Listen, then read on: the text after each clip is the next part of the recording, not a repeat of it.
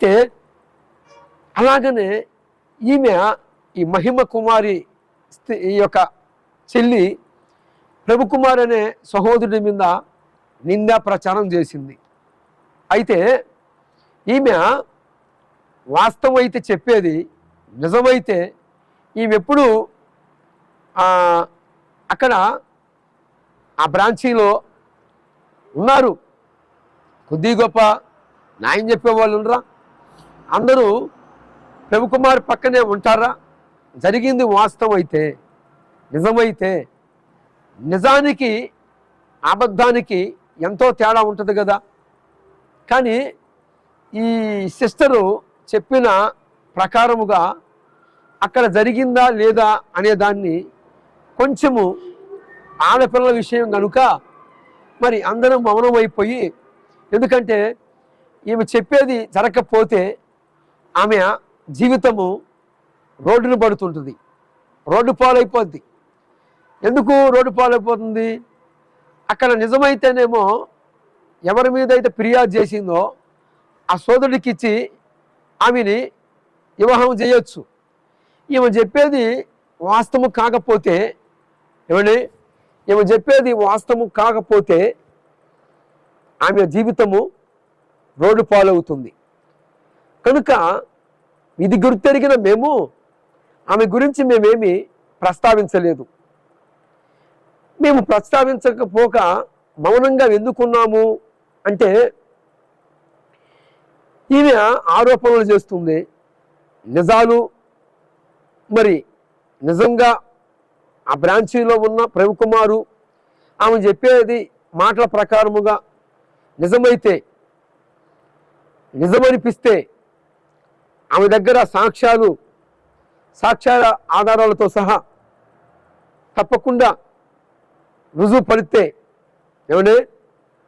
ఖచ్చితంగా అతనికి ఆమెనే ఇచ్చి వివాహము తప్పకుండా జరిగించబడుతుంది.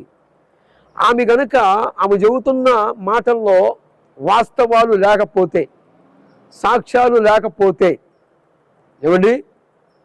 ఏమైపోతుంది? ఆమె జీవితము రోడ్డును పడుతుంది. ఇది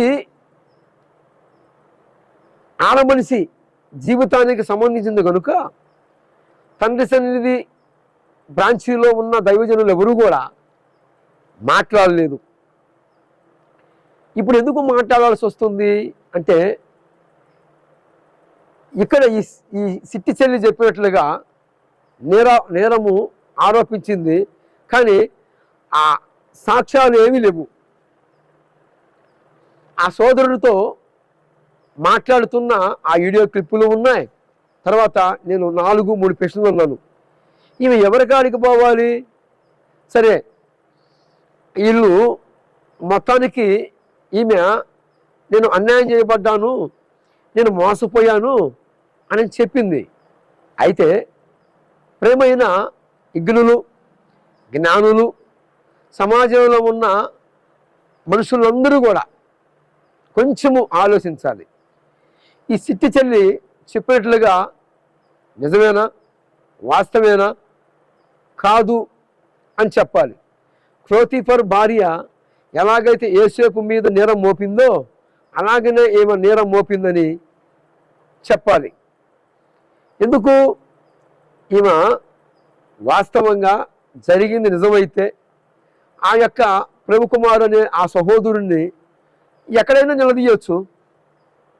పోనీ అక్కడ వెళ్ళలేదు, అక్కడ ఆమె వెళ్ళలేదు, మరి ఆమె తల్లిని తీసుకొని లేక ఆమె తోడబుట్టిన సహోదరులను తీసుకొని ఆమె బెదర్స్ని తీసుకొని మరి తండ్రి సన్నిధి మిదిష్టి వ్యవస్థాపకులు, ఆత్మీయ తండ్రి నాయకుడు ఆయన దగ్గరికి రావచ్చు కదా.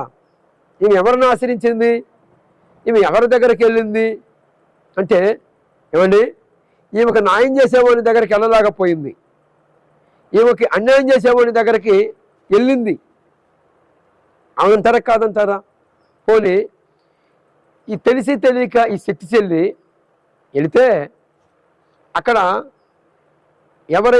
ఎవరినైతే ఈమె ఆశ్రయించిందో ఎవరి దగ్గరకైతే ఈమె వెళ్ళిందో అతను ఏం చెప్పాలి? అమ్మా, మొట్టమొదటిగా చెల్లి, నువ్వు పొరపాటు పడుతున్నావు.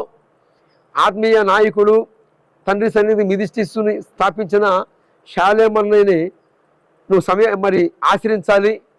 ఆయన దగ్గరికి వెళ్ళి జరిగిన వాస్తవాన్ని తెలియజేసావా అని అడగాలి. అడగలేదు కదా, చెప్పలేదు. ఈ చిట్టి చెల్లి కోపములోను మరి ఆమె పంతాన్ని నెగ్గించుకోవాలని, ఆమె ఆశని తీర్చుకోవాలని, పోతీఫర్ భార్య ఎలాగైతే యోసేపు మీద నిరారోపణ చేసిందో అలాగనే ఈ చిట్టి చెల్లి వైఖరి కూడా అలాగనే ఉంది. ఒక్క ఎవిడెన్స్ లేవు, ఒక సాక్ష్యము లేదు. ఈమె